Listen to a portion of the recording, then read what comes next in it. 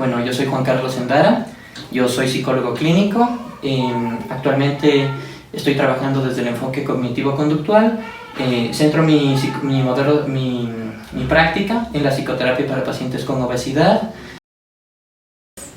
¿Cuál es su experiencia en el abordaje del trastorno de la conducta alimentaria y de la ingesta de alimentos en adolescencia y juventud?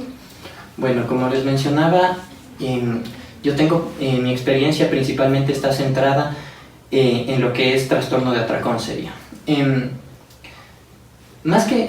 Realmente la mayoría de pacientes que yo trato son pacientes adultos, muchas veces adultos jóvenes, pero no se crean, también hay presencia de trastorno de atracón en adultos mayores, y he tenido casos. Dentro de lo que es trastorno de atracón, como un causante de la obesidad, bulimia, también es algo que es muy común observar.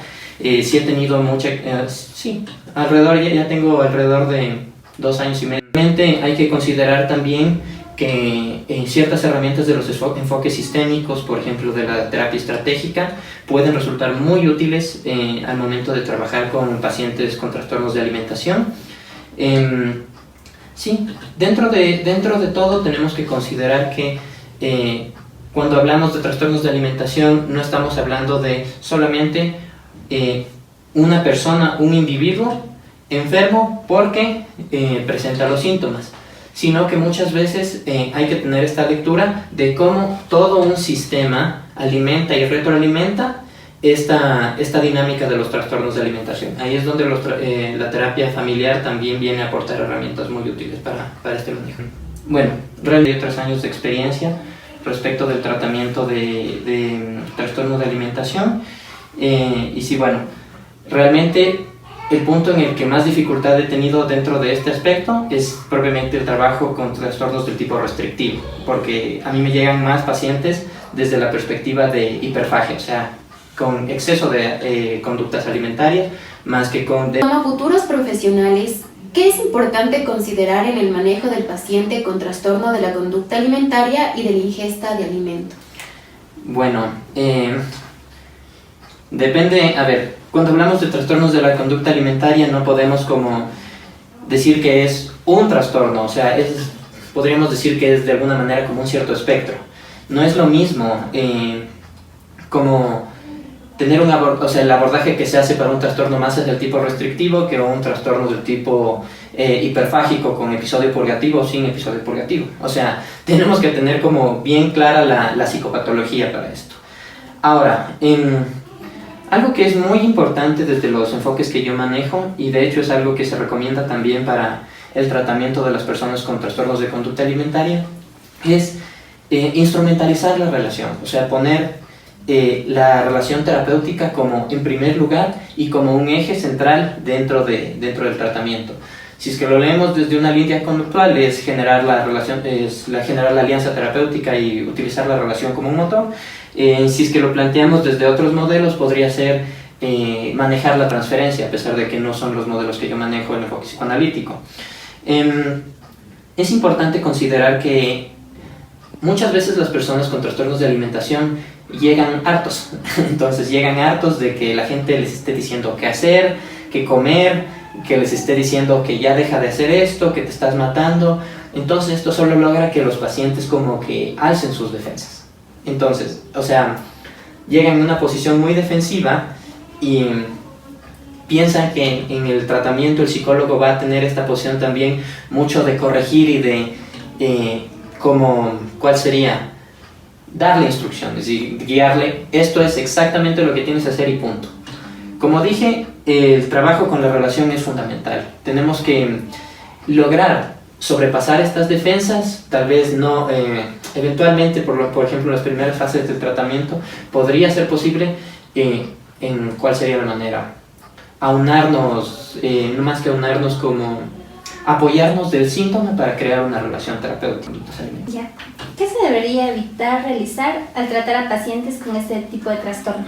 Creo que ya topamos eso respecto un poco en la pregunta pasada, pero si es que las actitudes de juzgamiento en los diferentes entornos, sean familiares, escolares, si estamos hablando de adolescentes o de adultos jóvenes, podrían ser también bueno, especialmente en temas de adultos jóvenes, lugares de trabajo, si es que las actitudes en estos espacios vienen a ser como muy directivas y muy, ¿cuál sería? Sí, o sea, muy, desde esa perspectiva un poco salubrista, algo que tenemos que evitar como con mucho énfasis es nosotros mismos como psicoterapeutas ponernos en una posición tan directiva. Aquí hay ciertas discusiones, pero principalmente, como digo, el tema es instrumentalizar la relación, entonces tenemos que cuidarnos de cuidar esta relación, sí, de no maltratar esta relación desde actitudes muy directivas muchas veces o muy groseras, sino más bien tener actitudes más bien evocativas para que el paciente mismo, digámoslo, produzca cierto tipo de emociones y pensamientos distintos a los que mantienen dentro del entorno que sostiene la enfermedad. ¿Qué tratamiento utilizan los consultantes con el trastorno de la conducta alimentaria y de la ingesta de alimentos? Bueno, como mencioné, yo utilizo herramientas de tercera generación. Bueno, ahora queríamos saber cuál es el trastorno de la conducta alimentaria que se repite más en la actualidad. A ver, como te digo yo, para responder esta pregunta me resulta un poco complejo. ¿Por qué? Porque si bien sí he recibido casos del tipo más hacia un trastorno restrictivo, hacia lo que es un síntoma anoréxico, yo principalmente me centro en los trastornos que tienen un componente más hiperfágico, o sea, como el trastorno de atracón, y en la población obesa, que es normalmente la población en la que yo trabajo con más frecuencia, también hay una frecuencia de síntomas de bulimia. Ahora, esto ya hace que para mí sea difícil decirte cuál es objetivamente el más común en nuestro entorno. Yo creería que debemos tener una prevalencia similar al resto del mundo, que se sabe que más o menos entre 5 y 7 casos de cada 10.000 personas presentan un trastorno alimentario, sea del tipo anoréxico o del tipo bulímico o de atracón. Bueno, atracón yo creería que sí es más frecuente. O sea, creería que esta tendencia se repite aquí en Ecuador. Ahora, como para desglosar un poco más esta información, tenemos que entender que hay ciertas poblaciones que son especialmente vulnerables a lo que es en especial trastornos restrictivos. Una de ellas, los adolescentes. Las mujeres tienden a ser, las adolescentes jóvenes tienden a ser más frecuentemente pacientes con este tipo de sintomatología del tipo restricción alimentaria.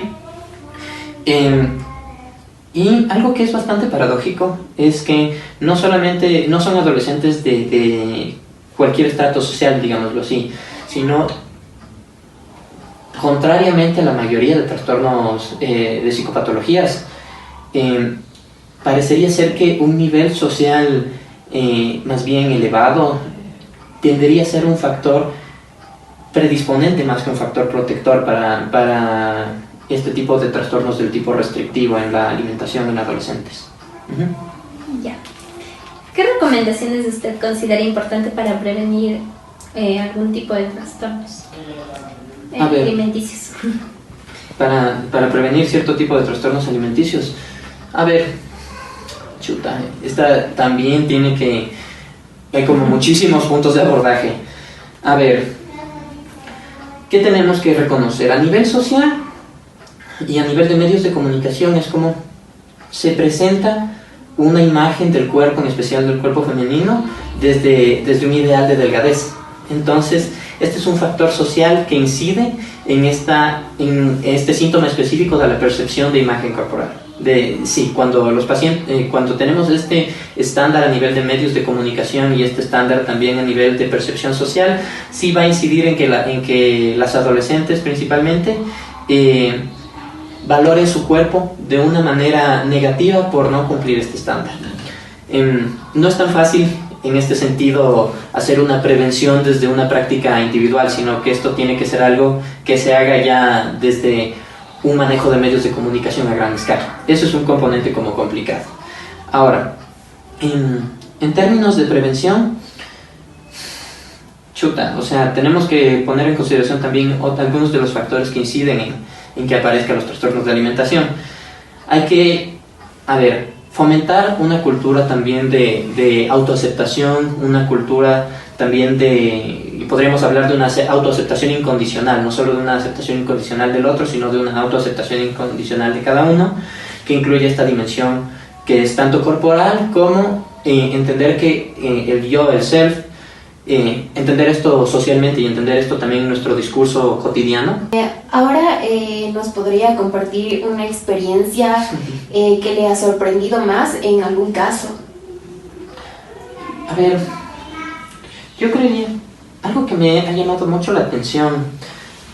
Bueno, no es específicamente en el caso de adolescentes, pero sí podría decir de adultos jóvenes, específicamente en mujeres jóvenes. Como hay una sintomatología bastante interesante, bastante similar en muchos casos a los trastornos alimentarios, cuando hay alguna condición médica asociada con el peso que les impide quedar embarazadas cuando son mujeres que desean acceder a la maternidad, digámoslo así, o sea, que desean ser madres.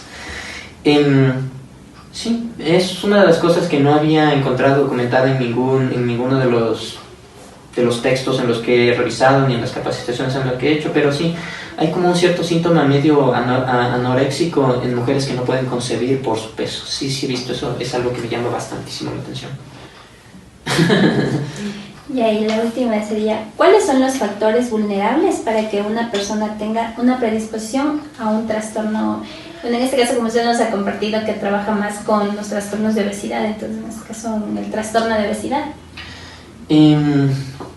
A ver, ¿cuáles serían los factores de vulnerabilidad? Sí, a ver, bueno, como ya mencioné, creería que sí tiene mucho que ver también el género, tiene que ver la edad también. También hay que considerar que las personas jóvenes tenderían a ser más propensas a los trastornos de alimentación, no porque no existan anorexias de 60 años o personas con... Sí, creería que más bien en las personas más mayores el síntoma es más bien anorexígeno, es raro, o sea, yeah. Eso es lo que yo he percatado, no he visto personas superiores a mayores de 40 años con síntomas bulímicos en realidad, o sea, eso sí. ¿Qué podría decir?